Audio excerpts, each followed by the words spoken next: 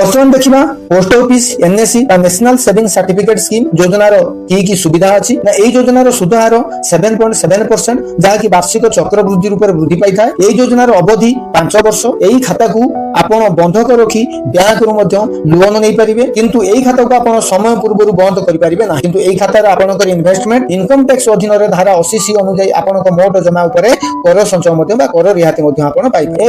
NSC national saving scheme योजनार विभिन्न सुविधा बर्तमान देखा आपन जदि एनएससी खाता रे केते टंका डिपोजिट करले केते पाइबे। जदि आपन 50,000 टंका इन्वेस्टमेंट करूचंती तो 5 वर्ष शेष को मैच्योरिटी आपन पाउचंती 72,450 टंका। जदि आपन लाख टंका इन्वेस्टमेंट करूचंती 5 वर्ष शेष को मैच्योरिटी पाउचंती 1,44,900 टंका। जदि 2 लाख इन्वेस्टमेंट करूचंती तो मैच्योरिटी आपन पाउचंती 2,89,800 टंका। सेही भली जदि 5 लाख टंका आपन एनएससी स्कीम रे इन्वेस्टमेंट करूचंती तो 5 वर्ष शेष रे आपन पाउचंती 7,24,500 टंका।